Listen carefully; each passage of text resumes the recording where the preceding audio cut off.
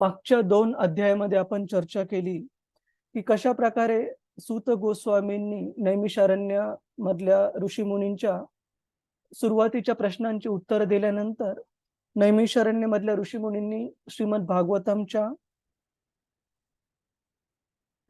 इतिहासाबद्दल विचारलं, की श्रीमद भागवतम कशा प्रकारे लिहिण्यात आलं आणि त्यांनी श्रीमद भागवतमचे जे लेखक आहेत, ऑथर आहेत, श्रील व्यासदेव त्यांच्याबद्दल विचारलं, की त्यांनी कशाप्रकारे त्यांना श्रीमद भागवतम लिहिण्यासाठी प्रेरणा मिळाली. आणि आपण पाहिलं, की श्रील व्यासदेव सर्व वैदिक ग्रंथांचे निर्माते लेखक असून सुद्धा एवढे सर्व वैदिक ग्रंथ लिहिल्यानंतर त्यांच्या हृदयामध्ये समाधान, संतुष्टी नव्हती. आणि त्यांचे गुरु महाराज श्रील नारद मुनी यांनी कशाप्रकारे त्यांच्या हृदयातल्या या असंतुष्टतेचं कारण सांगून त्यांना उपाय पण सांगितला. आणि तो उपाय सांगताना भगवत नामाची महती प्रस्तुत करताना आणि भगवंतांबद्दल श्रुती ऐकण्याची महती प्रस्तुत करताना नारद मुनींनी स्वतःच्या जीवनाचं उदाहरण दिलं. कशा प्रकारे आधीच्या जन्मामध्ये ते दासीपुत्र होते आणि कशा प्रकारे भगवंतांच्या भक्तांच्या कृपेने, भक्तिवेदांतांच्या कृपेने त्यांना संधी उपलब्ध झाली या महान भक्तांना सेवा अर्पण करण्यासाठी. आणि जवळ काही बाकीच्या फॅसिलिटीज नसताना कशा प्रकारे त्यांनी भक्तिवेदांतांना शक्य होईल त्या परिस्थितीमध्ये सेवा अर्पण केली आणि प्रामाणिकपणे त्यांची सेवा अर्पण करून त्यांच्याकडून भगवंतांबद्दल ऐकून आणि त्यांचा महाप्रसाद सेवन करून कशा प्रकारे त्यांचं हृदय परिवर्तन झालं. पण आपण आपल्या आध्यात्मिक जीवनामध्ये एक गोष्ट पाहतो, की ऐकणं, भगवंतांबद्दल ऐकणं हे खूप महत्वाचं आहे. आपण बऱ्याच वेळा भगवद्गीता असू, भागवतम असू, बऱ्याच वेळा याच्याबद्दल ऐकतो. पण भगवंतांबद्दल ऐकल्यानंतर पुढे काय केलं पाहिजे, ते पण जाणून घेण्यासाठी श्रील व्यासदेव, नारद मुनींचे शिष्य हे खूप उत्कंठित होते, खूप क्युरियस होते.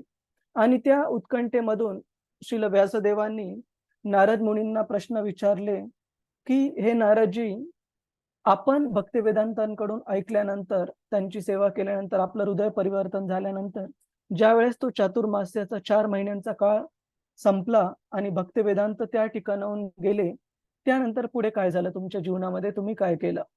तर हे प्रश्न सगळे 6व्या अध्यायामध्ये आपण आता पाहणार आहोत. तर आतापर्यंत आपण जी चर्चा केली, त्याबद्दल कुणाचा काही प्रश्न आहे? काही शंका आहे? हरे कृष्ण.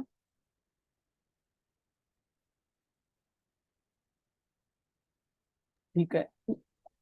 नाही प्रभूजी. ठीक आहे. आपण पुढे जाऊ.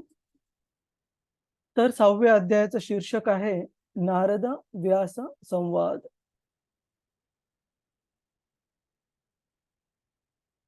तर कृपया तुम्ही हा श्लोक म्हणण्याचा प्रयत्न करा. सूत उवाच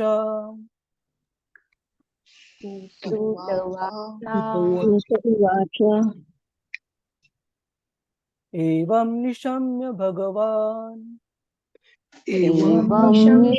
भगवान् देवर्षे जन्म कर्म च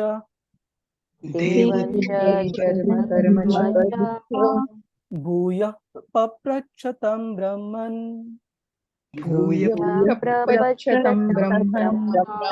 व्यास सत्यवती सुतः.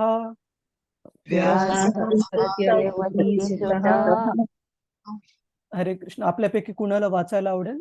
हरे कृष्ण. हरे कृष्ण प्रभूजी, मी वाचू? हरे कृष्ण क्षितिजा माताजी. येस माताजी. हरे कृष्ण. सूत गोस्वामी म्हणाले, हे ब्राह्मण, अशा प्रकारे श्री नारदांचा जन्म तसेच त्यांचे कर्म याविषयी जाणून घेतल्यानंतर शक्त्यावेश भगवत अवतार सत्यवती सूत श्री व्यासदेवांनी पुढे अशी विचारणा केली. हरे कृष्ण. तात्पर्य पण वाचा माताजी. हो, हरे कृष्ण. हरे कृष्ण. श्री व्यासदेवांना नारदांच्या थोरवीविषयी अधिक जिज्ञासा होती आणि म्हणून त्यांनी त्यांच्याविषयी अधिकाधिक जाणून घ्यायचे होते. या अध्यायात ज्यावेळी भगवंतांच्या विरहाच्या दिव्य विचारात मग्न होते आणि दुःखाचा अनुभव घेत होते त्यावेळी भगवंतांनी क्षणार्धासाठी त्यांना कसे दर्शन दिले याचे वर्णन करतील. हरे हरे कृष्ण. हरे कृष्ण. श्रील प्रभुपाद की जय. तर आपण भगवंतांच्या शुद्ध भक्ताच्या जीवनात पाहतो की भगवंतांचं जे चरित्र आहे जाणून घेणं, भगवंतांच्या वेगवेगळ्या अवतारांचं वर्णन आपण पाहतो भागवतामध्ये. मग ते परशुराम असू, प्रभू रामचंद्र असू, नरसिंह अवतार असू, वामन अवतार असू, कूर्म अवतार असू,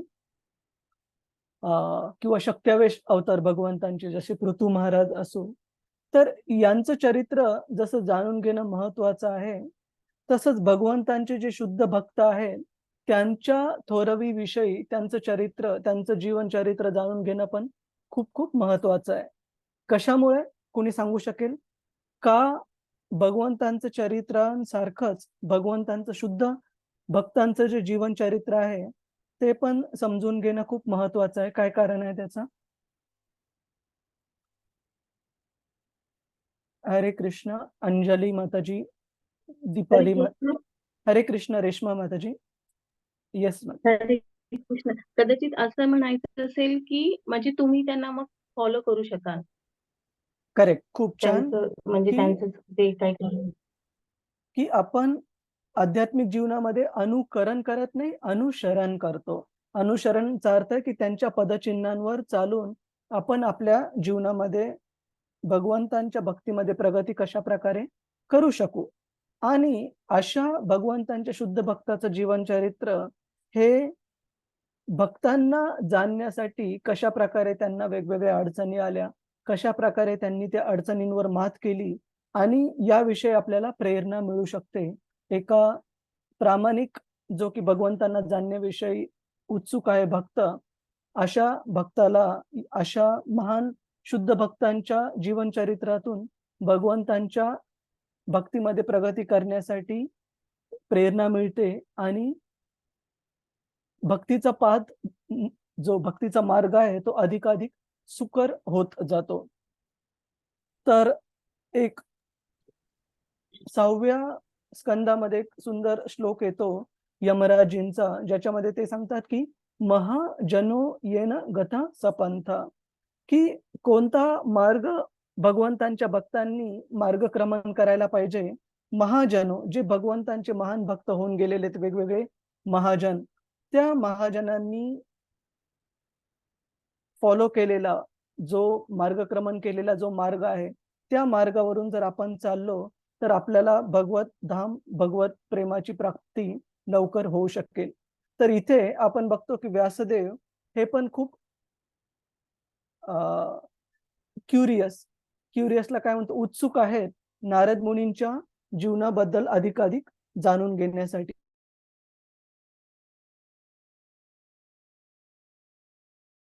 भक्तिवेदांत गेल्यानंतर की अशा काही घटना त्यांच्या जीवनामध्ये येतात ज्या घटनांमुळे त्यांना भगवंतांशिवाय दुसरं कोणीही या जगामध्ये आसरा घेण्यासाठी राहत नाही. आणि अशा वेळी भगवंतांच्या विरहाच्या दिव्य विचारामध्ये नारद मुनी कसं स्वतः पूर्णपणे मग्न होतात आणि भगवंतांच्या विरहामुळे कशा प्रकारे त्यांना हृदयामध्ये दुःखाचा अनुभव होतो, पण भगवंत त्यांच्या हृदयामधले दुःख काही प्रमाणात कमी करण्यासाठी कशा प्रकारे एका क्षणासाठी त्यांना आपलं दर्शन देतात आणि उपदेश पण देतात, गाईडन्स पण देतात की या जन्मामध्ये नारद मुनींना कशा प्रकारे हे दिलेलं दर्शन हे त्याच वेळेपुरतं दर्शन राहील आणि बाकीचं राहिलेलं जीवन नारद मुनींनी कशा प्रकारे व्यतीत करावं त्या दासीपुत्राच्या रूपामध्ये. अजून नारद मुनींचा जन्म त्यांना त्यावेळेस भेटलेला नाहीये. तर पहिल्या आणि दुसऱ्या श्लोकामध्ये भागवत आपल्याला सांगतं या अध्यायाच्या की कशा प्रकारे अशा भगवंतांच्या शुद्ध भक्तांच्या जीवन चरित्राबद्दल जाणून घेण्यासाठी आपण नेहमी काय राहिलं पाहिजे, उत्सुक राहिलं पाहिजे. जसं आपण भगवंतांचं कार्य, त्यांच्या गुण रूप लीला या जाणून घेण्यासाठी उत्सुक असतो, त्याच प्रकारे भगवंतांच्या शुद्ध भक्तांचं जीवन चरित्र पण खूप महत्वाचं आपल्याला आहे. दुसरा श्लोक. व्यास उवाच व्यास उवाच भिक्षुभिर्विप्रवसिते प्रदिशते विज्ञानादेष्टभिस्तव विज्ञानदेष्टभितभिस्तव वर्तमानो वयस्याद्ये वर्तमानो वयस्यादे ततः किम् अकरोत् भवान् ततः किं अकरोत् भवान्। हरे कृष्ण. एक मिनिट. हा, कुणाला या अनुवाद आणि तात्पर्य वाचायचं आहे? हरे कृष्ण. हरे कृष्ण. हा, हरे संजय कृष्ण. संजय प्रभू तुम्ही अनुवाद वाचा आणि किरण प्रभू तुम्ही तात्पर्य वाचा. ठीक आहे. ओके. हरे कृष्ण. हरे कृष्ण प्रभुजी. हरे कृष्ण. शील प्रभुपाद की जय. जय. श्री व्यासदेवांनी विचारले, तुमच्या या जन्माचा प्रारंभ होण्यापूर्वी ज्यांच्याकडून तुम्हाला वैज्ञानिक ज्ञानाची प्राप्ती झाली होती, अशा त्या महान साधूंच्या प्रस्थानानंतर तुम्ही काय केले? धन्यवाद. हरे कृष्ण. हरे कृष्ण. किरण जाधव प्रभू. यस हरे प्रभू. कृष्ण. तात्पर्य. हरे कृष्ण. श्री व्यासदेव हे नारदांचे शिष्य होते, म्हणून गुरुकडून देवा दीक्षा दीक्षा मिळाल्यानंतर नारदांनी जे कार्य केले त्या संबंधी ऐकण्याची त्यांना स्वाभाविक उत्कंठा होती. नारदांप्रमाणेच पूर्णत्व प्राप्त करून घेण्यासाठी ते त्यांच्या पदचिन्हांचे अनुगमन करू इच्छित होते. आध्यात्मिक गुरुकडून विचारून घेण्याची इच्छा आध्यात्मिक मार्गावरील प्रगतीचे एक आवश्यक अंग आहे. या प्रक्रियेला सद्धर्म पृच्छा हे शास्त्रीय नाव आहे. हरे कृष्ण प्रभू. धन्यवाद. धन्यवाद प्रभूजी. तर इथे श्रील प्रभुपादजी आपल्याला हा महत्वाचा मुद्दा सांगत आहेत. भगवंतांच्या शुद्ध भक्ताकडून, स्पेसिफिकली गुरूंकडून जाणून घेण्याची इच्छा, त्यांच्याबद्दल, त्यांच्या कार्याबद्दल, त्यांच्या जीवनचरित्राबद्दल जाणून घेण्याची इच्छा, याला सद्धर्म पृच्छा हे शास्त्रीय नाव दिलेलं आहे. आणि आपण याचं आता थोड्या वेळापूर्वी महत्व ऐकलं की का हे महत्वाचं आहे जाणून घेणं, आपल्या आध्यात्मिक प्रगतीमध्ये कशी अशा याची मदत होते. तर आपण श्रीमद भागवतम मध्ये पाहतो की खूप साऱ्या भक्तांची ही जी उत्सुकता आहे त्यांच्या गुरूंकडून जाणून घेण्याची, ती खूप साऱ्या भक्तांची आपण बघतो शास्त्रामध्ये किंवा आपल्या आचार्यांच्या जीवनामध्ये. जसं आपण बघतो की श्रील प्रभुपादजी लीलामृत मध्ये सांगतात आपल्या शिष्यांना कशा प्रकारे ते गृहस्थ जीवनामध्ये असताना मध्ये गौडीय मठ आश्रमामध्ये मधून जाऊन व्हिजिट करायचे आणि त्यांचे गुरु महाराज जे आहेत श्रील भक्ती सिद्धांत सरस्वती ठाकूर, त्यांच्याबद्दल श्रील प्रभुपादजी त्यांच्या गुरु बंधूंबरोबर चर्चा करायचे की कशा प्रकारे श्रील भक्ती सिद्धांत सरस्वती ठाकूर हे आरशामध्ये न पाहता तिलक लावायचे, कशा प्रकारे त्यांचं प्रचार प्रसाराचं कार्य सुरू होतं, कशा प्रकारे भगवंतांच्या विविध सेवांमध्ये ते आपल्या शिष्यांना एंगेज करत होते. तर अशा प्रकारे एका शिष्याला गुरूंबद्दल निश्चित जाणून घेण्यासाठी उत्सुकता असते आणि भागवतात सांगितले की हे जाणून घेण्याची जी प्रक्रिया आहे त्याला सद्धर्म पृच्छा असं सांगितलेलं आहे, आणि जे की खूप चांगली गोष्ट आहे आपल्या आध्यात्मिक जीवनामध्ये प्रगती करण्यासाठी. त्याचप्रमाणे आपण बघतो की श्रील प्रभुपादांचे शिष्य पण वेगवेगळ्या ठिकाणी त्यांना इतके सारे प्रश्न विचारायचे त्यांच्या जीवनाबद्दल, आणि श्रील प्रभुपाद कोणताही रिझर्वेशन न ठेवता आपल्या जीवनाविषयी, आपल्या भक्तांच्या आध्यात्मिक प्रगतीसाठी आवश्यक त्या सगळ्या गोष्टी विस्तारामध्ये सांगायचे. त्याचप्रमाणे आपण बघतो की प्रल्हाद महाराज 7व्या स्कंदामध्ये ज्यावेळेस आपल्या क्लासमेट्स त्यांच्या वर्गमित्रांना शिकवतात भगवत भक्तीविषयी, त्यावेळेला त्यांच्या वर्गमित्रांकडून पण प्रल्हाद महाराजांना खूप सारे प्रश्न उत्कंठ प्रश्न विचारलेले गेलेत की हे प्रल्हाद, की आपण पण एका असुराचे मुलगा आहात, हिरण्यकशिपूचे. आम्ही पण वेगवेगळ्या असुरांची मुलं आहोत. पण आम्हाला तर भगवत भक्तीविषयी काहीच ज्ञान प्राप्त नाही आणि आपण पण त्याच शाळेत शिकत आहोत, ज्या शाळेत आपण शिकत आहात, षंड आणि अमर्त्यांच्या शाळेमध्ये. मग अशा असुर कुलामध्ये जन्म घेऊन पण अशा शाळेमध्ये शिकून, की ज्यामध्ये आम्ही पण शिकत आहोत. हे कसं आहे, की आपल्याला भगवत भक्तीचं ज्ञान प्राप्त आहे आणि आम्हाला प्राप्त नाहीये. अशा विषयी अशा प्रकारे आपण बघतो, की वेगवेगळे प्रश्न प्रल्हाद महाराज ज्यांच्याकडून भगवत भक्तीचं ज्ञान त्यांचे वर्गमित्र प्राप्त करत होते, आपल्या गुरूंकडून विचारत आहेत. त्याचप्रमाणे आपण 8व्या स्कंदामध्ये बघतो, की महाराज जडभरत यांची कथा आपण पाहिली, की जडभरत हे एका बाहेरील दृष्ट्या मंद स्वरूपाच्या मनुष्याच्या रूपामध्ये स्वतःला प्रस्तुत करतात आणि पालखी वाहताना त्यांच्याकडून मध्ये-मध्ये थांबल्या जातात. रस्त्यावरच्या मुंग्या, कीटक यांच्यावर पाय पडू नये. मग महाराज रहुगण ज्यावेळेस त्यांना कळतं, की जडभरत हे बाहेरील दृष्ट्या जरी एखादे मंद माणूस दिसत असले, तरी आध्यात्मिकदृष्ट्या खूप प्रगत भक्त आहेत. त्यावेळेस ते जडभरत यांच्या जीवनाबद्दल जाणून घेण्यासाठी अत्यंत उत्सुक होतात. जाणून घेण्यासाठी खूप त्यांना इच्छा होते. आणि ते वेगवेगळे प्रश्न विचारतात. त्याचप्रमाणे आपण बघतो, की प्रभू रामचंद्र आणि लक्ष्मण यांच्या जीवनामध्ये पण ज्यावेळेस भरत महाराजांच्या आज्ञेनुसार राम आणि लक्ष्मण हे विश्वामित्र मुनींबरोबर जाण्यासाठी निघतात. अ, बाहेरील दृष्ट्या कारण दाखवलं जातं, की वेगवेगळ्या राक्षसांचा विनाश करण्यासाठी.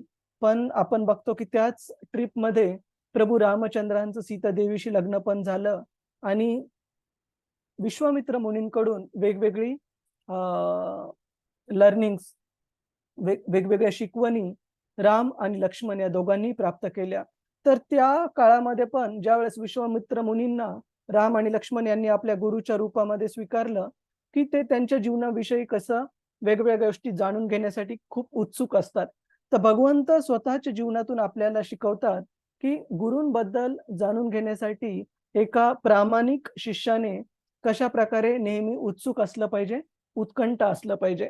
आत्ता पण आपण पाहतो, की मागच्या वीकेंडला ज्यावेळेस सगळे भक्त मंगलोर इथे होते, तिथे परमपूज्य श्रील जयपताका स्वामी महाराज हे पण आलेले होते आणि महाराजांना भेटण्यासाठी, त्यांच्याकडून एक शब्द पण ऐकण्यासाठी हजारो भक्त एवढे उत्कंठ उत्सुक होते, की महाराज 2 मिनिटासाठी पण एखाद्या ठिकाणी थांबणार असू, दर्शन देणार असू किंवा महाराजांना प्रणाम अर्पण करण्याची संधी असू, भक्त ती 20-30 किलोमीटर उन्हामध्ये जायचे, तिथे थांबायचे, उन्हातानामध्ये फक्त महाराजांचं काही मिनिटांचं संग भेटावं आणि त्यांच्याकडून ऐकण्याची संधी प्राप्त व्हावी. तर हे एका प्रामाणिक आणि एका गंभीर शिष्याचं लक्षण आहे, की आपल्या गुरूंकडून त्यांच्याविषयी जाणून घेण्याबद्दल, त्यांची वाणी ऐकण्याबद्दल, त्यांचं दर्शन घेण्याबद्दल हे शिष्य नेहमी खूप तत्पर असतात, खूप उत्सुक असतात. तरी ते श्रील व्यासदेव हे स्वतःच्या उदाहरणाने पण इथं दाखवत आहेत.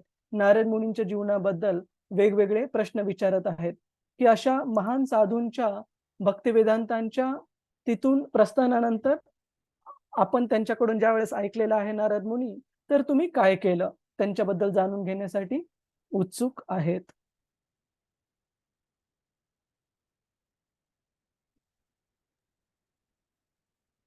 कृपया 3रा श्लोक म्हणण्याचा प्रयत्न करा. स्वयंभुव कया वृत्त्या स्वयंभुवा वर्तितं ते परं वयः परं वयः कथं चेत् उमदस्त्राक्षि कथं चेद उदस्त्राक्षि कथं च इदम् उदस्त्राक्षि कथं चेद उदस्त्राक्षि काले प्राप्ते कलेवरम् काले प्राप्ते कलेवरम्. हरे कृष्ण. कुणाला वाचायचं आहे? मी वाचू प्रभूजी. हा, अंजली माताजी. येस माताजी. हे ब्रह्मदेवांचे पुत्र, येस माताजी.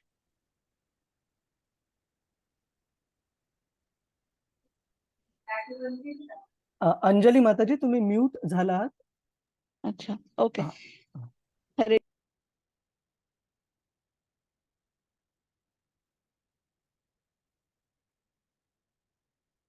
परत अनम्यूट करा एकदा माताजी. हरे कृष्ण. हरे कृष्ण. येस. हे ब्रह्मदेवांचे पुत्र, तुम्ही दीक्षा घेतल्यानंतर कशा प्रकारे जीवन व्यतीत केले आणि योग्य वेळ येताच आपल्या पूर्वीच्या शरीराचा त्याग करून तुम्ही हे वर्तमान शरीर कसे प्राप्त केले?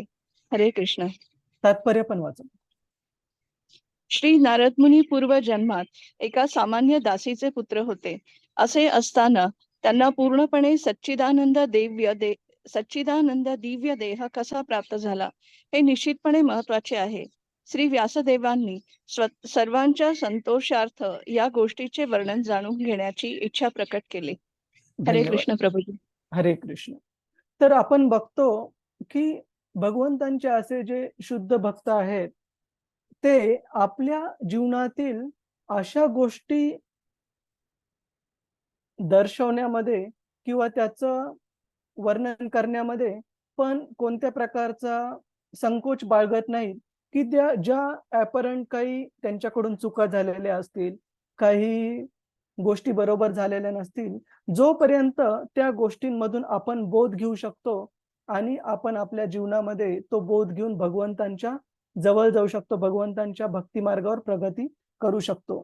तर आपण श्रीमद भागवतामध्ये पण अशा बऱ्याच गोष्टी पाहतो की कशा प्रकारे आत्ता मागच्या अध्यायामध्ये आपण पाहिलं की व्यासदेव जे की भगवंतांचे शक्ती आवेश अवतार आहेत, त्यांच्याकडून पण एक चूक कशा प्रकारे झालेली की सर्व वैदिक ग्रंथ लिहिल्यानंतर भगवंतांच्या शुद्ध भक्तीचं गुणगान करणारा डेडिकेटेड एक्सक्लुझिव्ह असा ग्रंथ त्यांनी लिहिलं, असं लिखाण त्यांनी केलेलं नव्हतं. ती कशा प्रकारे त्या चुकीमुळे त्यांच्या हृदयामध्ये असंतुष्टता होती, पण व्यासदेवांनी कधीही त्याला लपवून ठेवलं नाही किंवा कधीही श्रीमद भागवतामध्ये त्याला झाकून घेतलं नाही. काही हरकत नाही, चूक झालेली आहे, सगळ्यांना कळू द्या, जेणेकरून त्यामधून आपण सामान्य व्यक्ती बोध घेऊ शकू आणि आपल्या भक्तीमध्ये प्रगती करू शकू. त्याच वेळेला आपण नारद मुनींचं पण बघतो की या जन्मामध्ये तर ते दासीपुत्र आहेत आणि त्यांना भगवत भक्ती कशी प्राप्त झाली त्याचं वर्णन आहे. पण भागवतामध्ये पुढे चालून 7व्या स्कंदामध्ये नारद मुनी चा आधीचा जन्म पण सांगितलेला आहे, म्हणजे दासीपुत्र होण्याच्या एक जन्म अगोदर, की कशा प्रकारे ते गंधर्व होते उपभरण नावाचे आणि कशा प्रकारे त्या जन्मामध्ये त्यांच्याकडून एक छोटी चूक झाली की प्रजापतींच्या हरिनाम संकीर्तन फेस्टिवल मध्ये जाऊन नारद मुनी हे त्यांच्या खूप साऱ्या मैत्रिणींसोबत गेले आणि भगवत नामाचं गुणगान करण्याऐवजी दुसरे जे भौतिक प्रकारचे जे वेगवेगळे गाणे होते ते त्यांनी तिथे सादर करण्यास सुरुवात केली आणि त्या उपभरण गंधर्वाच्या जन्मामध्ये असताना नारद मुनींना शाप मिळाला की तुम्ही दासीपुत्र म्हणून जन्म घ्याल. पण हे सांगण्यासाठी नारद मुनी कुठेही संकोच बाळगत नाहीयेत. का? कारण एक श्रीमद भागवताचे विद्यार्थी म्हणून आपलं काय कर्तव्य आहे? आपलं कर्तव्य हे नाहीये की कुणी कशा प्रकारे कोणती चूक केली म्हणून त्यांच्यावर हसणं किंवा त्यांची आध्यात्मिक जी प्रतिमा आहे ती मलिन करणं. कारण आपण जर तसा प्रयत्न केला तर आपल्या आध्यात्मिक जीवनामध्ये अधःपतन होईल. आपण आपल्या आध्यात्मिक जीवनामध्ये टिकू शकणार नाही. पण ह्या चुका सांगण्याचं कारण आहे की आपण अशा गोष्टींमधून आपल्या जीवनामध्ये धडे घेऊ आणि भगवत भक्तीमध्ये त्या गोष्टींपासून धडे घेऊन आपण सावध राहू आणि भगवत भक्तीमध्ये प्रगती करू. हा उद्देश आहे अशा महान भक्तांचा, अशा गोष्टी पण झाकून न ठेवण्याचा. त्याच प्रकारे आपण बघतो की इंद्रदेवांच्या, जे की देवतांचे राजा आहेत, स्वर्गाचे स्वामी आहेत, अशा इंद्रदेवांच्या वेगवेगळ्या झालेल्या चुका पण आपण श्रीमद भागवतामध्ये बघतो. याच कारणामुळे की आपण त्या चुकांपासून कसा बोध घेतला पाहिजे की त्या चुकांमुळे इंद्रांना कमी लेखणं बरोबर नाही, पण आपण कसा बोध घेऊन भक्तीमध्ये प्रगती केली पाहिजे. त्याच प्रकारे 6व्या स्कंदामध्ये आपण चित्रकेतू महाराजांची कथा बघतो की कशा प्रकारे चित्रकेतू महाराज हे विद्याधर लोकांमध्ये असताना, भगवंतांचे भक्त असताना पण त्यांच्याकडून अनायसे कशा प्रकारे एक कृती केली जाते, त्या कृतीचा चुकीचा अर्थ पार्वती मातेकडून घेऊन त्यांना शाप मिळतो वृत्रासुर हा असुराचा जन्म प्राप्त करण्यासाठी. आपण अजून वेगवेगळ्या कथा बघतो की कशा प्रकारे शिवजी श श शिवजींकडून पण एकदा भगवंतांची मोहिनी मूर्ती पाहण्यासाठी कशी इच्छा व्यक्त केली जाते आणि भगवंत सांगतात, की शिवजी आपल्यासाठी बिलकुल गरज नाहीये मोहिनी मूर्ती पाहण्याची. आपण भक्तीमध्ये श्रेष्ठ आहात. पण तरी पण शिवजी त्यांना आग्रह करतात आणि शेवटी भगवंतांची मोहिनी मूर्ती पाहिल्यानंतर स्वतः शिवजी पण त्याकडे आकृष्ट होतात. एवढे की मोहिनी मूर्ती वेगवेगळ्या ऋषीमुनींच्या आश्रमामधून जाते आणि शिवजी त्या मोहिनी मूर्तीच्या पाठीमागे पळत जातात. हे विचार न करता की त्या आश्रमामध्ये असे वेगवेगळे ऋषीमुनी राहत आहेत जे की शिवजींचे भक्त आहेत. पण हे सगळं सांगताना शिवजी संकोच करत नाहीयेत, की बाबा माझी चूक झाली तर मी सांगायला नको.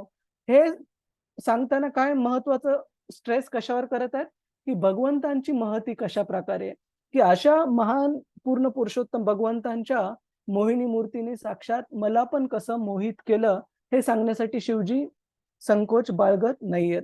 पण आपण जर शिवजींना जर कमी लेखलं या गोष्टीमुळं, तर त्यांचं ते आध्यात्मिक जीवनामध्ये त्यांचा जो स्तर आहे, तो वैष्णवांना यथाशंभूच राहील.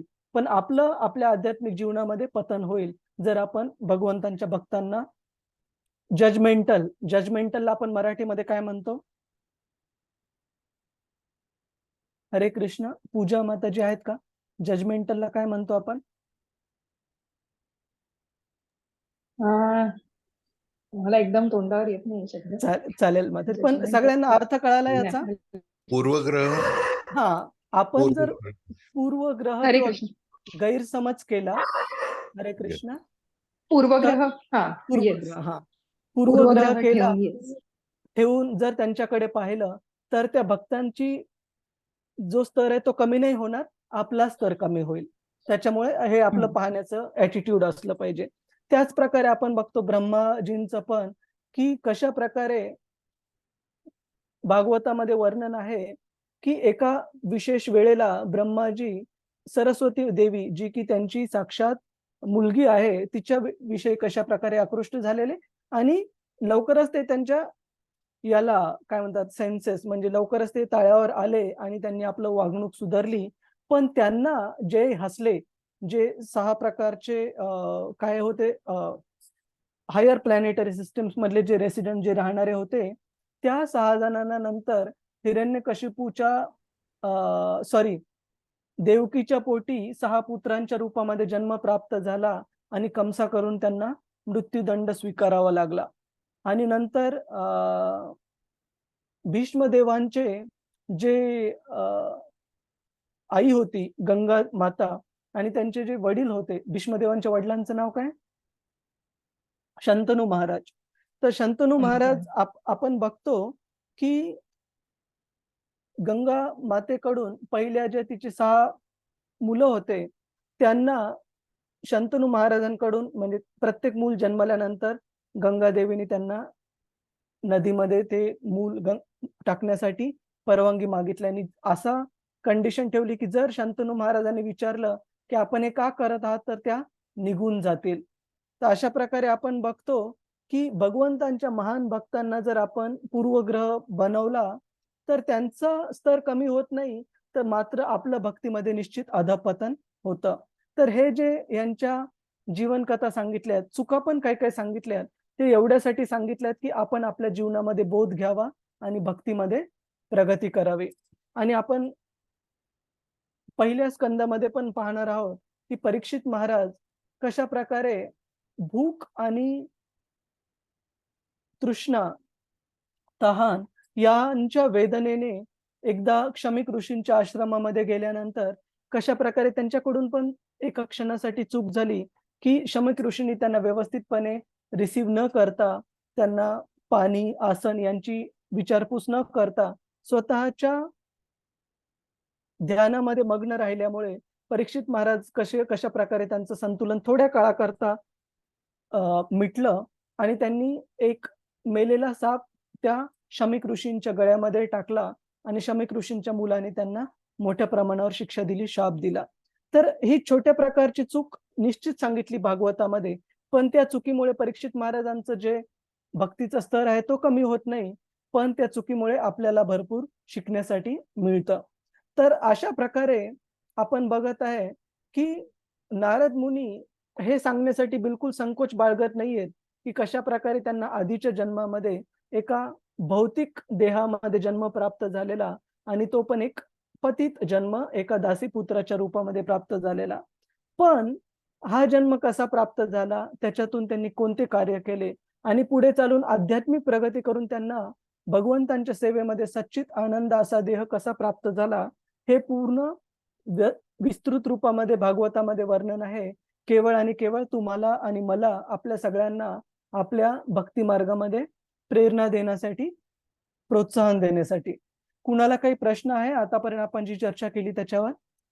हरे कृष्ण.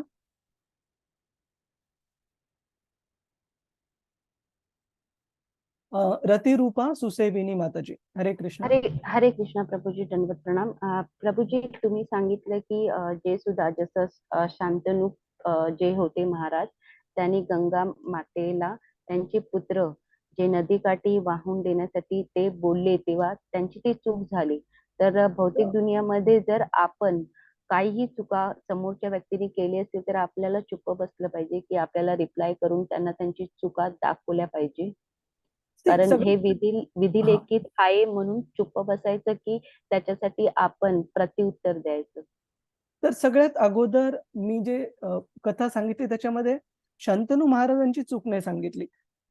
त्या 6 मुलांनी ज्यावेळेस ब्रह्माजींच्या चुकीवर हसले, त्याची शिक्षा म्हणून त्यांना जन्मोजन्मांतरानंतर हे भोगावं लागलं. आधी देवकीच्या पुत्रांच्या रूपामध्ये, नंतर गंगा मातेच्या पुत्रांच्या रूपामध्ये. ठीक आहे. तर शंतनू महाराजांना ती अट घातलेली गंगा देवीने, की तुम्ही जर मला विचारलं का म्हणून, तर मी निघून जाईल. ठीक आहे. त्यांच्या इच्छेने त्यांनी केलं नाही. तर सर्वात अगोदर चूक कुणाची होती? त्या 6 मुलांची होती, की जे भगवंतांच्या शुद्ध भक्ताच्या चुकीवर ते हसले होते. ठीक आहे. हो प्रभूजी, आणि बरोबर आहे. नंतर तुमचा प्रश्न, की कोणाच्या हातून जर काही चूक होत असेल तर आपण काय करायला पाहिजे? सर्वात अगोदर हे ओळखून घ्यायला पाहिजे, की ती चूक करणारी व्यक्ती ही कोण आहे आणि आपला त्या व्यक्तीवर अधिकार काय आहे? म्हणजे फॉर एक्झाम्पल, जर एका पालकांच्या, आई-वडिलांच्या मुलाने किंवा मुलीने एखादी चूक केली, तर त्यांचं कर्तव्य आहे, की ती चूक सांगणे, त्याला दुरुस्त करणे. कारण की आई-वडिलांनी, गुरूंनी जर ती चूक दुरुस्त नाही केली, तर मग सांगणार कोण मुलाला? कारण त्यांचा तो अधिकार आहे, त्यांचं ते कर्तव्य आहे. पण अशा एखाद्या भक्ताला आपण चूक करताना पाहिलं, की ज्यांच्यावर आपला तो अधिकार नाहीये, तर त्यावेळेस आपल्याला सगळ्यात अगोदर कधीही आपण म्हणजे त्यांना खाली देखायला नाही पाहिजे किंवा त्यांना अपमान करायला नाही पाहिजे मनामध्ये पण, किंवा हसायला नाही पाहिजे कुणाच्या काही चुकीवर. पण त्यांना त्यांच्या आध्यात्मिक जीवनामध्ये मदत करण्याची आपली इच्छा असेल, तर त्या भक्तांचे जे वरिष्ठ आहेत, ज्यांचा की त्यांना चुका सुधारण्याचा अधिकार आहे, अशा वरिष्ठ भक्तांना आपण सांगू शकतो, की प्रभूजी, मला ही गोष्ट दिसलेली आहे आणि मला असं वाटत आहे, की ही योग्य आहे का नाही तुम्ही बघा. पण तुम्हाला जर ती अयोग्य वाटत असेल, तर तुम्ही कृपया त्यांना सांगू शकता आणि त्यानंतर आपण सोडून द्यायला पाहिजे. पण दुर्लक्ष करणं पण चुकीचं आणि स्वतः डायरेक्ट जाऊन करेक्ट करणं पण चुकीचं, जर आपल्याला तो अधिकार नसेल तर. ठीक आहे. धन्यवाद प्रभूजी, थँक्यू हरे व्हेरी मच. कृष्ण. हरे कृष्ण. दंडवत प्रणाम. धन्यवाद. अजून कुणाचा काही प्रश्न आहे हरे कृष्ण या मुद्द्यावर, की कशा प्रकारे भागवतामध्ये काही महान भक्तांच्या चुका पण सांगितलेल्या आहेत आणि त्या चुका सांगण्यामागचं कारण काय आणि कशा प्रकारे आपण त्या चुकांमधून बोध घेऊ शकतो, कशा प्रकारे आपण त्या चुकांना, जर त्या भक्तांना जजमेंटल पूर्वग्रह केला, तर आपलं भक्तीमध्ये नुकसान होऊ शकतं, पतन होऊ शकतं. ठीक आहे, आपण पुढे जाऊ. 4था श्लोक. प्राकल्प विषयामेता प्राकल्प्य विषयामृताम् स्मृतिं ते मुनी सत्तम स्मृति मुनि सत्तमम् न हि एष व्यवधात् काल काल न हि एष व्यवधात् कालः न हि एष व्यवधात् काल एष सर्व निराकृतिः एष सर्व निराकृतिः. हरे कृष्ण. कुणाला वाचायचं आहे? जे भक्त ज्यांनी आतापर्यंत वाचलं नाही अशा कोणत्या भक्तांना वाचायचं आहे? ललिता माताजी. प्रभुजी. हरे कृष्ण. हरे कृष्ण प्रभुजी. हरे कृष्ण ललिता माताजी. यस माताजी.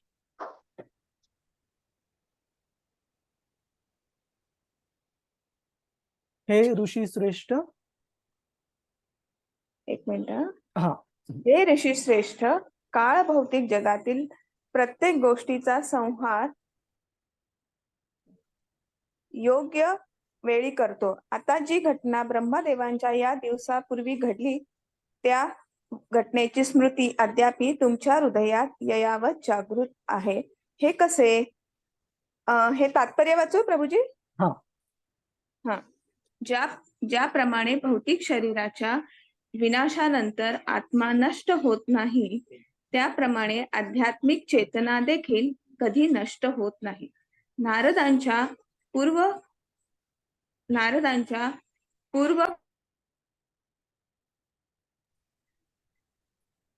माताजी म्यूट झालेला आहे. पूर्ववर्ती कल्पात भौतिक शरीर प्राप्त झालेले होते.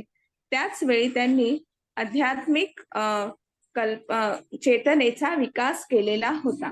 भौतिक शरीरातील चेतना भौतिक शरीराच्या माध्यमातून अभिव्यक्त झालेली आध्यात्मिक चेतना होय. ही चेतना निकृष्ट, नाशवान आणि विकृत अशी आहे, परंतु आध्यात्मिक स्तरावरील आत्मिक पराचेतना ही आत्म्यासमानच दिव्य असून अविनाशी आहे, स्वरूपाची असते. धन्यवाद. असते. हरे धन्यवाद. कृष्ण. हरे कृष्ण. श्रील प्रभुपाद की जय.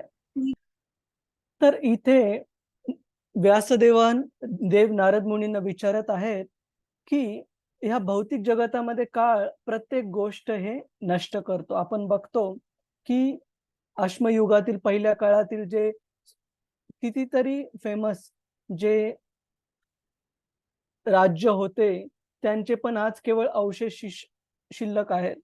खूप महान मंदिरं होते हजारो वर्षांपूर्वी बनलेले, त्यांचे पण बऱ्याच ठिकाणी त्यावेळेस जे ऐश्वर्य होतं ते आता उपलब्ध नाहीये. का?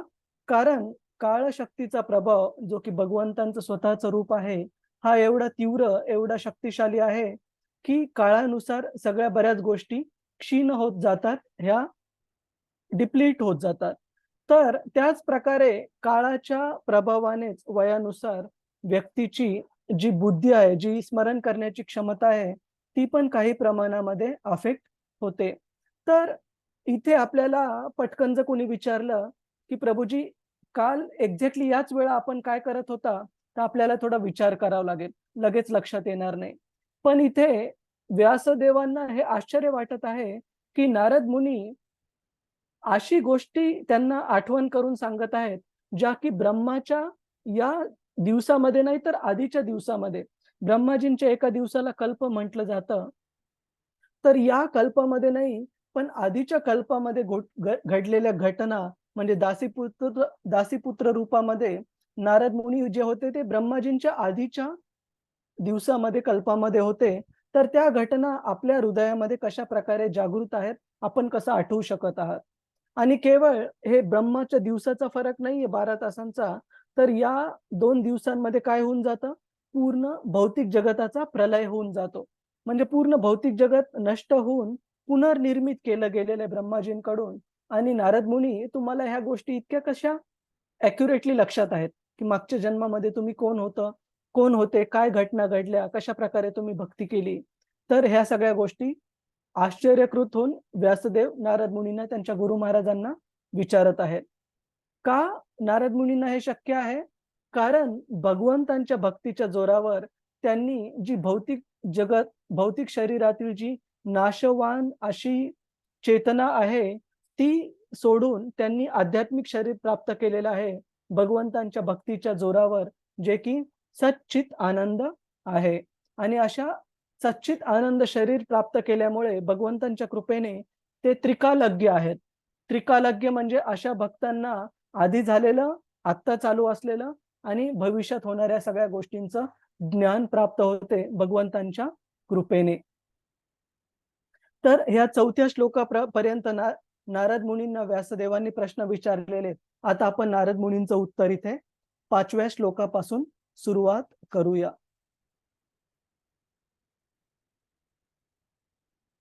नारद उवाच नारद वाचा उवाच भिक्षुभिर्विप्रवसिते भिक्षुभिः प्रवर्तते विज्ञानादेष्टभिर्मम शुभिर्विप्रभसिते विज्ञानादेष्टभिर्मम विज्ञानादेष्टभिर्मम विज्ञानादेष्टभिर्मम वर्तमानो व्ययस्याद्ये वर्तमानो व्ययस्याद्ये वर्तमानो वयस्याद्ये तत एतद् अकारशम् तत एतदकारशम्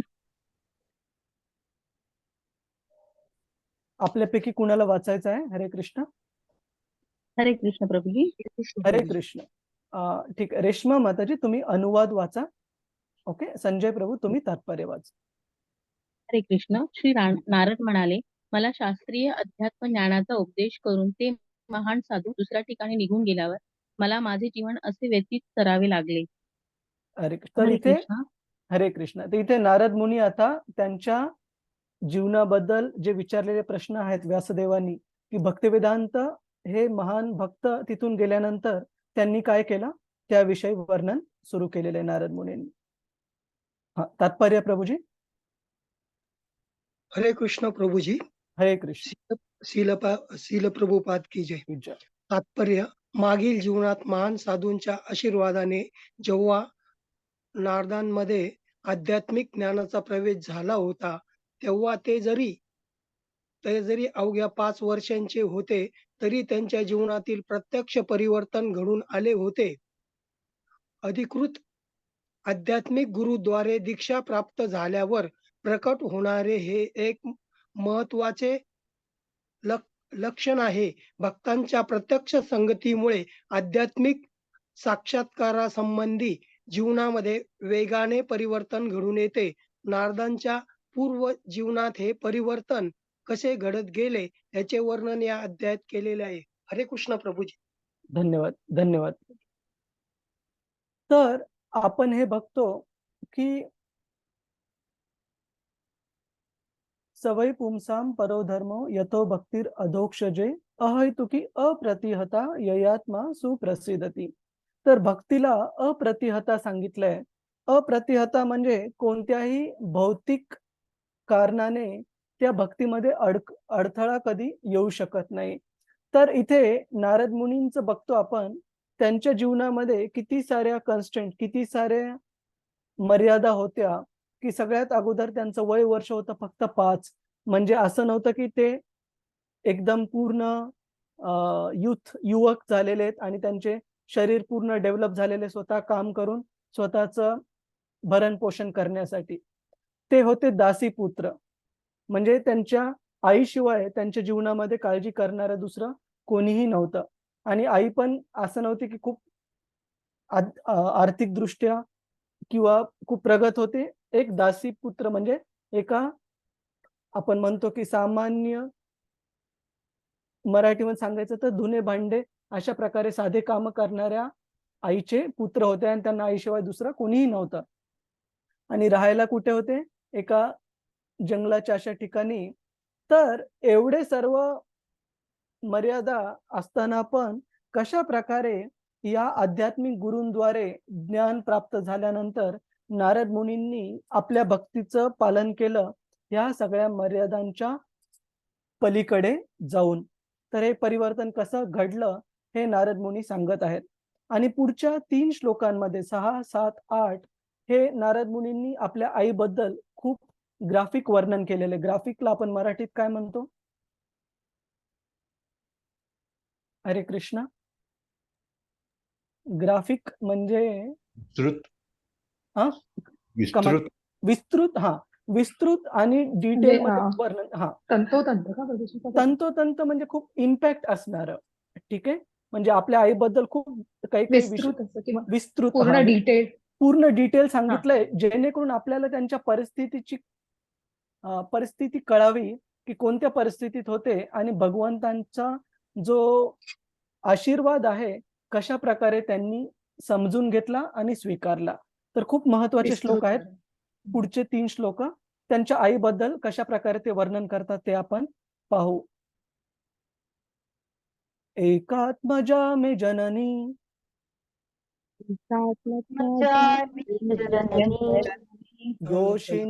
योषिन मूढा च किंकरी मयात्मजे अनन्य गतौ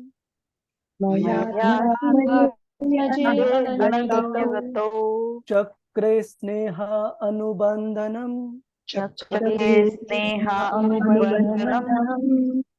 तर इथे नारद मुनी सांगत आहेत की एक आत्मजा म्हणजे त्या आईसाठी पण एकच आधार होता, केवळ तिचा पुत्र.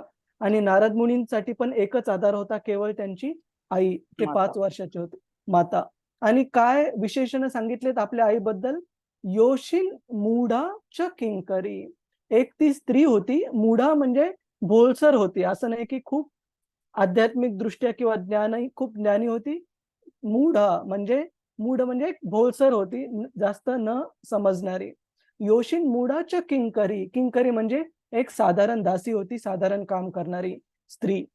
मयी आत्मजे अनन्य गतौ. मयी म्हणजे माझ्या, आत्मजे म्हणजे आपल्या मुलाशिवाय तिला दुसरं कोणीही नव्हतं ना, तर माझ्या जीवनामध्ये तिच्याशिवाय कोणता आश्रय होता. अनन्य गतौ चक्रे स्नेह अनुबंधनम.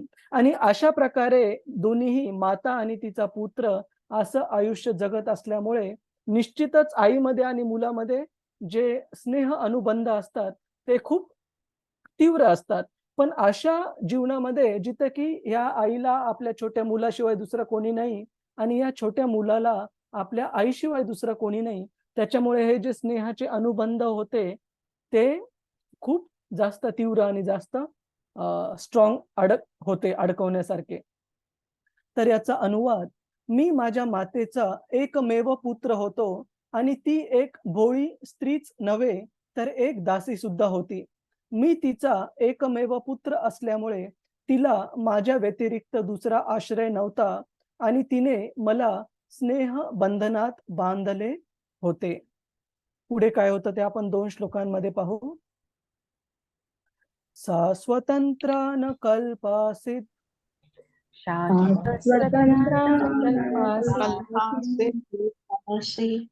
योगक्षेमं मम इच्छति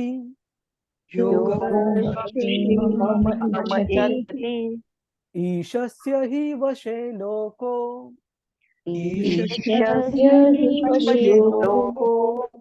योषा दारुमयी यथा.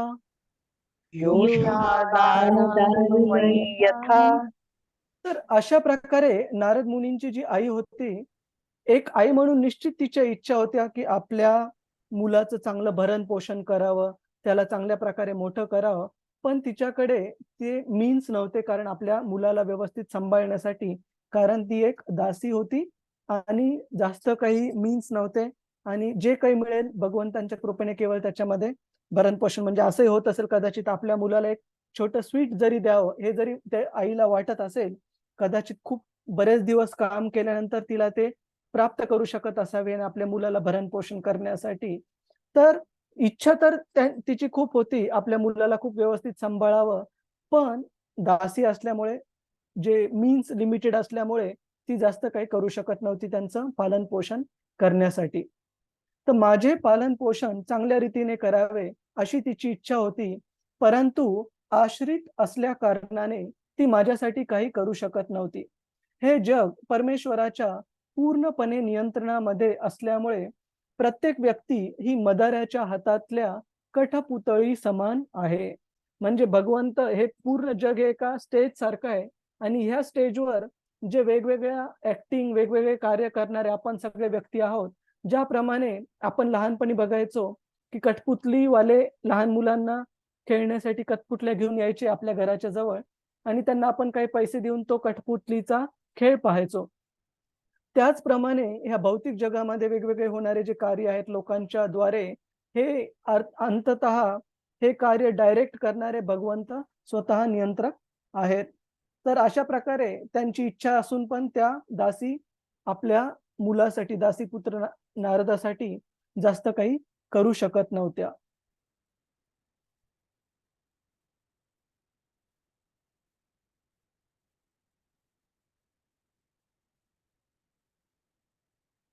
अहं च तत् ब्रह्मकुले अहं अहं च गृहकुले उषीवांस्तत् उपेक्षया उपेक्षया दिग्देशकालव्युत्पन्नो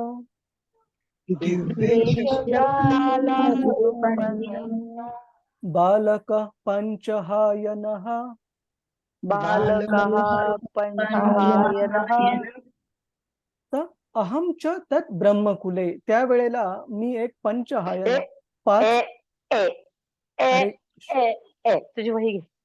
हरे कृष्ण. त्यावेळेस मी एक 5 वर्षांचा बालक होतो आणि ब्रह्मकुले गुरूंच्या आश्रमामध्ये एका ब्राह्मणाच्या पाठशाळेमध्ये मी राहत होतो. मी माझ्या मातेच्या प्रेमाचा आश्रित होतो आणि मला निरनिराळ्या दिशा किंवा देश यांचा काहीही अनुभव नव्हता.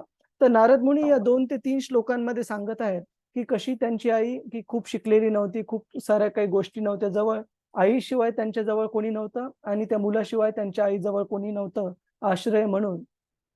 आणि ते एका ब्राह्मणाच्या पाठशाळेमध्ये राहायचे, शिकायचे आणि त्यांना या जगाचा त्यांच्या आईशिवाय दुसरा कोणताही अनुभव नव्हता. तर अशा त्यांच्या आईवर पूर्णपणे आश्रित असलेल्या स्थितीमध्ये नारद मुनींच्या जीवनामध्ये काय झालं हे ते पुढे सांगत आहेत. एकदा निर्गतां गेहात दुहन्तीं निशिगां पथि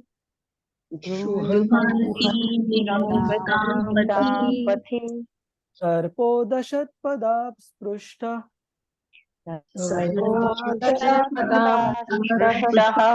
कृपणां कालचोदितः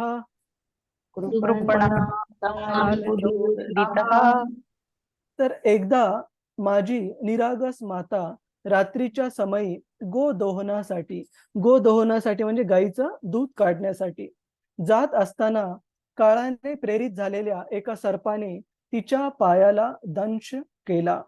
तर आपण बघतो की आता जी घटना आपल्या डोळ्यांसमोर सुरू आहे, नारद मुनी हे पूर्ण आश्रित आहेत आपल्या मातेवर. त्या मातेला पण आपल्या छोट्या मुलाशिवाय दुसरा कोणताच आश्रय नाहीये आणि अशी एकमेव आश्रय नारद मुनींची, जी संध्याकाळी गाईचं दूध काढण्यासाठी जात असताना एक सर्पदंश तिच्या पायाला होतो.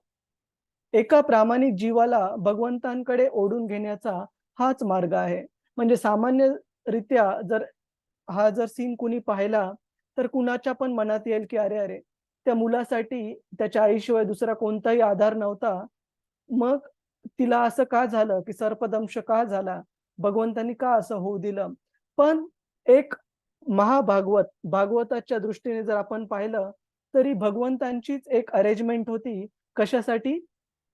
अशा भगवत भक्तीकडे प्रेरित झालेल्या बालकाला भगवंतांशिवाय कोणताही दुसरा आश्रय राहू नये, यामुळे त्याला भगवंतांकडे ओढून आणण्याचा हा एक भगवंतांचा उपाय होता भागवताच्या दृष्टीने. एका प्रामाणिक जीवाला भगवंतांकडे ओढून घेण्याचा हाच मार्ग आहे. ते असहाय्य बालक आपल्या स्नेहमयी मातेच्या आश्रयाखाली राहत होते, परंतु त्याच्या मातेला या जगातून नाहीसे केले गेले. त्या बालकाने पूर्णपणे भगवंतांच्या दयेवर आश्रित राहावे ही भगवत इच्छा होती. तर अजून एक श्लोक खूप प्रसिद्ध आहे भगवंता कृष्णांचा, ज्यावेळेस ते युधिष्ठिर महाराजांना 10व्या स्कंदामध्ये उपदेश करतात की यस्याहम अनुगृह्णामि हरिश्चय तै धनम शनय, की ज्यावेळेस भगवंत एका भक्तावर विशेष प्रकारे कृपा करतात, ते असे अरेंजमेंट करतात जेणेकरून त्या भक्ताला भगवंतांचा आश्रय घेण्याशिवाय दुसरा कोणताही आश्रय राहू नये. जसं आपण प्रभुपादांच्या जीवनामध्ये पाहतो की ज्यावेळेस प्रभुपादांना पूर्णपणे त्यांच्या सेवेमध्ये ओढायचं होतं, त्यावेळेस काय झालं की प्रभुपादांची जी पत्नी होती ती अगोदरपासूनच प्रभुपादांच्या आध्यात्मिक जीवनामध्ये खूपशी सपोर्टिव्ह नव्हती आणि त्या नव्हत्या. आणि आपण बघतो की प्रभुपादांची वर्षानुवर्षांची जी मेहनत आहे, श्रीमद भगवत गीतेचं कागदांवर लिहिलेलं जे तात्पर्य आणि अनुवाद आहेत, ते पूर्ण गठ्ठा पेपरचा त्यांच्या पत्नीने रद्दीमध्ये विकून टाकला चहा खरेदी करण्यासाठी. आणि प्रभुपादांना खूप वाईट वाटलं. त्यांनी विचारलं आपल्या पत्नीला की do you want me or you want tea, की आपल्याला चहा पाहिजे की आपल्याला मी पाहिजे. तर त्यांनी गमतीमध्ये म्हटल्या की मला चहा पाहिजे. तर प्रभुपादांनी ती भगवंतांची आज्ञा, आपल्या गुरूंची आज्ञा म्हणून स्वीकारली आणि आपलं घर सोडलं. आणि त्यांच्या पत्नीला वाटलं की हे नेहमीच प्रचार प्रसारासाठी जातात इकडे तिकडे, तर कदाचित काही दिवस कुठे जाणार असतील आणि येतील परत. पण प्रभुपादांना माहिती होतं की ते आता घर सोडून कुठे जात आहेत. कुठे गेले प्रभुपाद? वृंदावनला जात आहेत. वृंदावनात गेले. भगवंत कृष्णांना पूर्णपणे आपलं जीवन सेवेमध्ये समर्पित करण्यासाठी. तर आपण असे वेगवेगळ्या उदाहरणातून बघतो.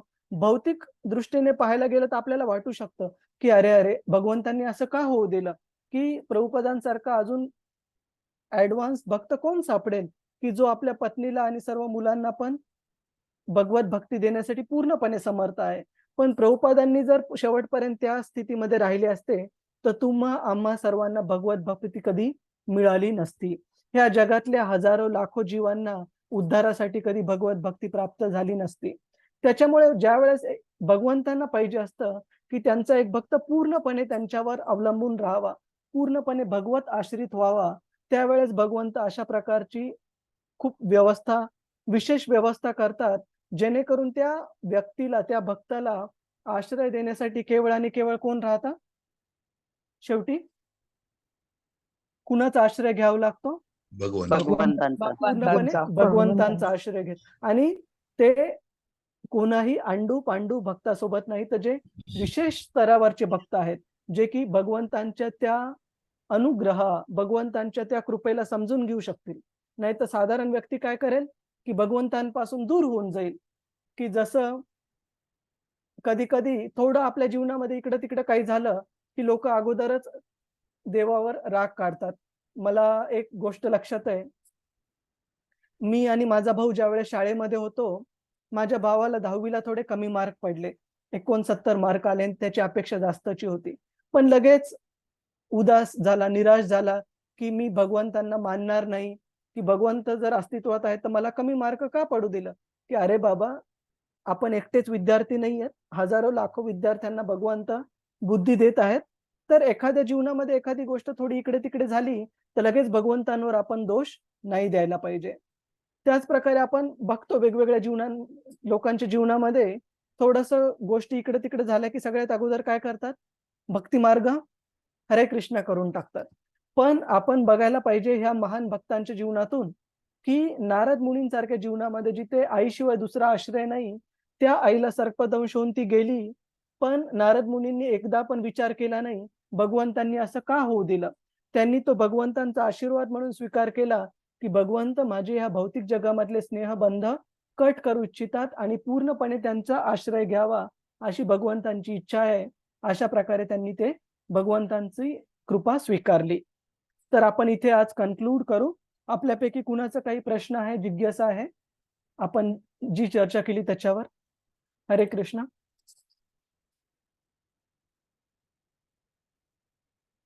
अंजली माताजी, दीपाली माताजी, किरण जाधव प्रभू, क्षितिजा माताजी, ललिता माताजी.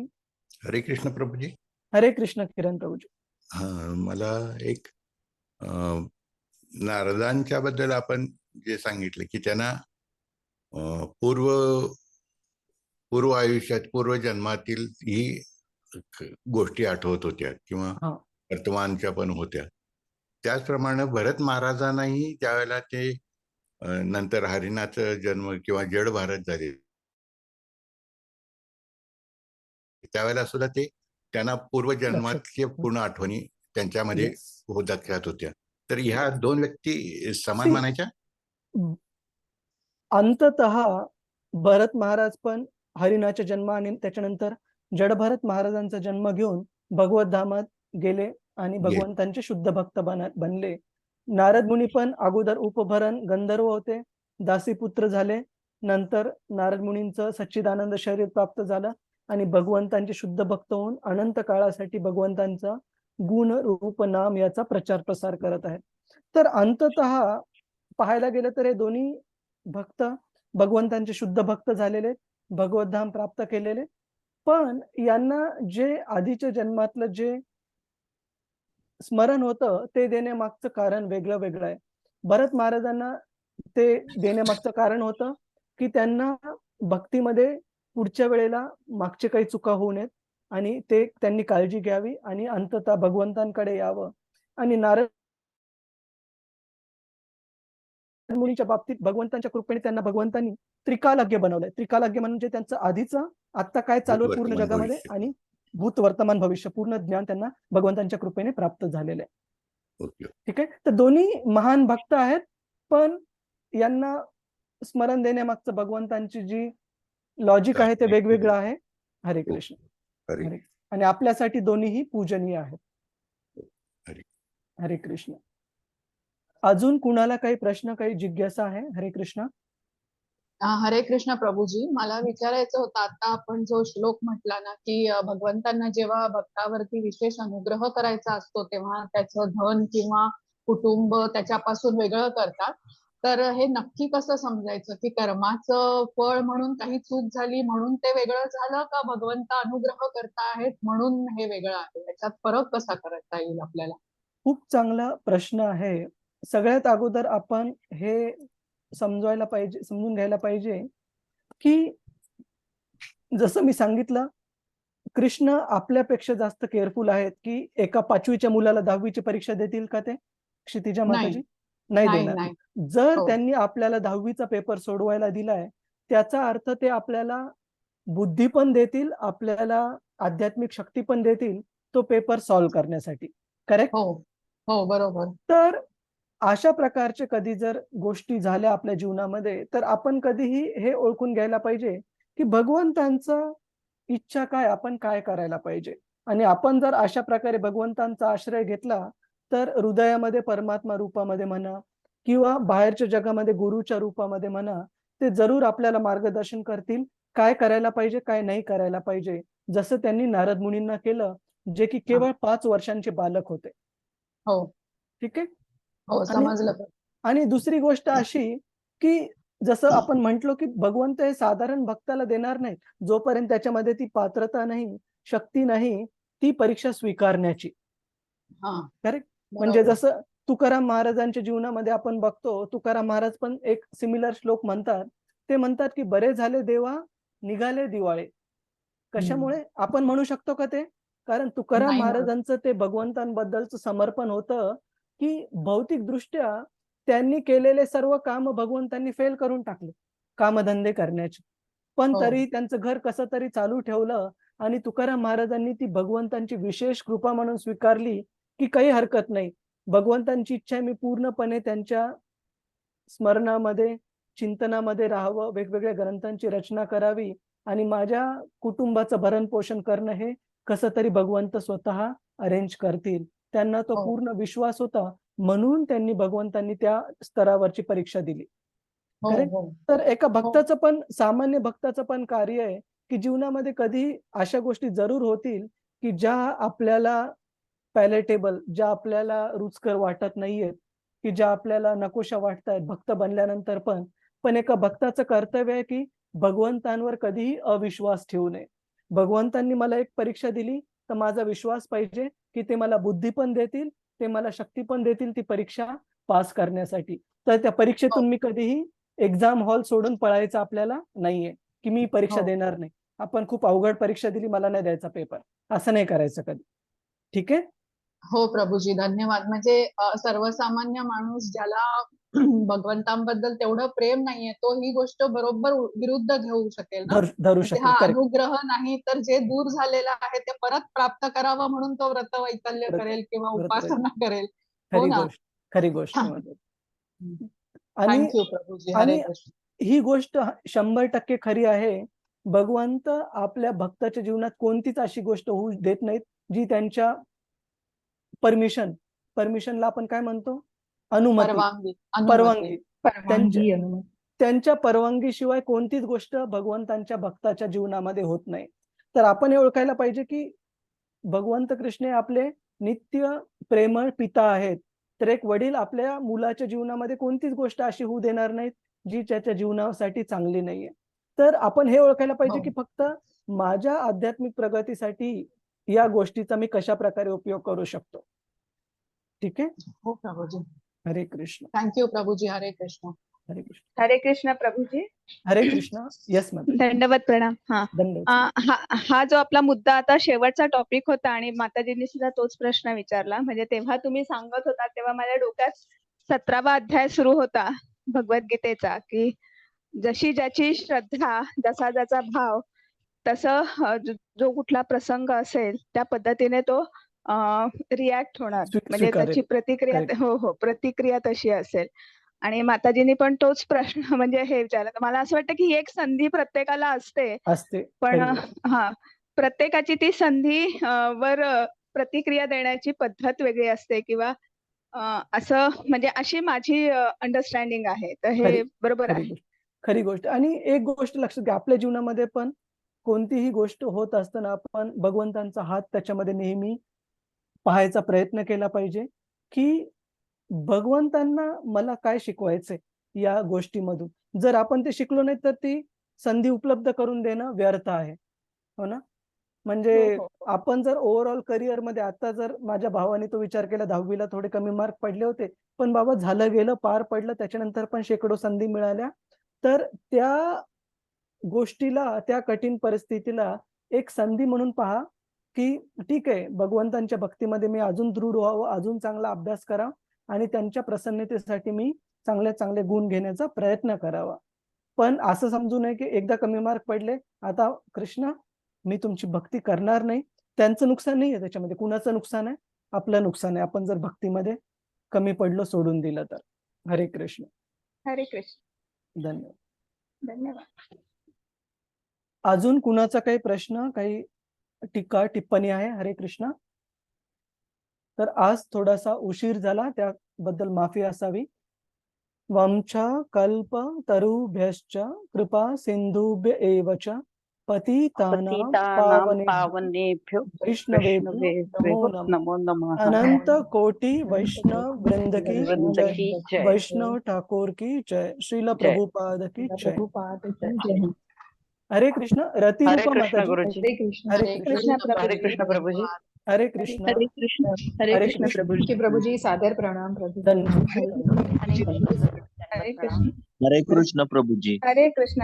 हरे हरे कृष्ण. कृष्ण. हरे कृष्ण प्रभूजी. रतिरूपा माताजी म्हणजेच रजनी माताजी ना? येस येस, त्यांची दीक्षा झाली आता. हो तर हो त्यांना हो हो नवीन हो. रति रूपा माताजी. हरे हरे कृष्ण. खूप अभिनंदन रजनी माताजी. हरे कृष्ण. हरे कृष्ण. हरे कृष्ण. हरे कृष्ण. रजनी माताजी, एकदा हरे कृष्ण. सादर रेकॉर्डिंग बंद करा. एक हा ठीक आहे. माताजी, आपल्या हिंदी भक्तिशास्त्री